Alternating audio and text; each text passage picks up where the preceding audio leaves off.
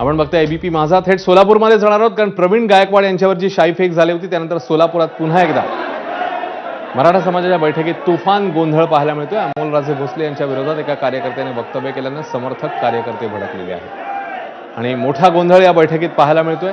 मराठा समाजाच्या बैठकीमध्ये हा गोंधळ झाल्याचं कळतंय। आफ्ताब शेख आपल्यासोबत आहेत, आपले प्रतिनिधी। आफ्ताब, नेमकं काय घडलंय?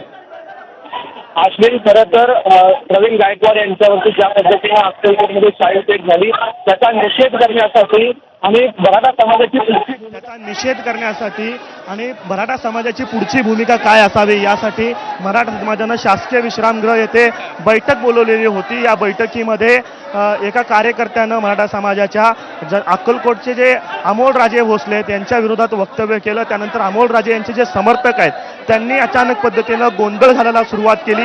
ज्या कार्यकर्त्यांनी हे वक्तव्य केलं होतं त्याला तुफान मारहाण जी आहे अमोलराजे भोसले यांच्या समर्थक कार्यकर्त्यांनी केलेली आहे। अन्नछत्र मंडळाचे जे अध्यक्ष आहेत, प्रमुख आहेत अमोलराजे भोसले यांचे समर्थक मोठ्या संख्येनं या बैठकीमध्ये उपस्थित होते। अमोलराजे यांच्या विरोधात वक्तव्य केल्यानंतर हे सगळे कार्यकर्ते भडकलेले आहेत आणि त्याला ज्या तरुणाने ही भाषा केली त्याला मारहाण जी आहे या बैठकीमध्ये करण्यात आली। पोलीस जे आहेत त्या या ठिकाणी आलेले आहेत। सोलापूरच्या शासकीय विश्रामगृहामध्ये ही बैठक सुरू होती। खरं तर मराठा समाजाची पुढची भूमिका काय असायला पाहिजे यासाठी अश्विन ही बैठक बोलवण्यात आलेली होती। मात्र या बैठकीतच या कार्यकर्त्यांमध्ये तुफान राडा जो आहे तो आपल्याला पाहायला मिळतोय।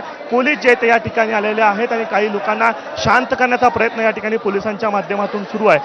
वेगवेगळ्या संपूर्ण जिल्ह्याभरातून मराठा समन्वयक जे आहेत ते या सोलापूरच्या शासकीय विश्रामगृहात आलेले होते आणि याच ठिकाणी हा संपूर्ण गोंधळ जो आहे तो आपल्याला पाहायला मिळतोय। सध्या ज्या या कार्यकर्त्यांना शांत केलं जात आहे, पोलीस आवाहन करतायत की तुम्ही शांत बसून राहा।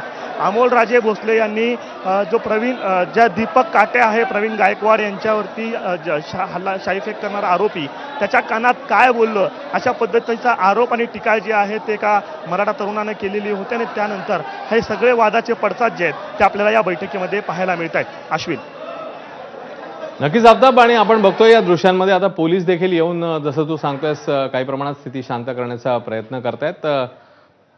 नेमकं कार्यकर्त्यांचं आता नेमकं काय पाऊल असणार आहे? काही कार्यकर्त्यांशी आपण संवाद साधू शकतो आफ्ताब? अश्विन, खरं तर प्रचंड गोंधळ जे आहे ते या ठिकाणी सुरू आहे। पोलीस या ठिकाणी आलेले आहेत आणि सर्वांना शांत करण्याचा प्रयत्न जो आहे तो पोलिसांच्या माध्यमातून केला जात आहे। समन्वयक जे आहेत ते सर्वांना आवाहन करतायत की पुढची भूमिका प्रवीण दादांवरती जो हल्ला झाला त्याबद्दल आपण चर्चा केली पाहिजे असं समन्वयक म्हणतात। समन्वयक, काय नेमकी भूमिका आहे? मराठा समाजाची शांततेत मीटिंग होणार आहे। किरकोळ गैरसमज असतात ते दूर होतात, समाजामध्ये अंतर्गत असू शकतात। इथं कोणतेही मनभेद नाहीत, थोडा मतभेद असू शकतो। मीटिंग पुन्हा सुरू झाली आहे, अजिबात चिंता करण्याचं काही कारण नाही। अजिबात चिंता करण्याचं कारण नाही अशा पद्धतीचं समन्वयकांचं म्हणणं आहे। शांततेत पुन्हा बैठक सुरू होती। आता बैठक चालू होणार आहे। मराठा क्रांती मोर्चा सकल मराठाच्या वतीनं आणि संभाजी ब्रिगेडच्या वतीनं निर्णय होणार आहे, आंदोलनाची दिशा ठरणार आहे। बैठक जी आहे ती पुन्हा सुरू करू। काही किरकोळ मतभेद होत असतात अशा पद्धतीचे समन्वयकांचं म्हणणं आहे।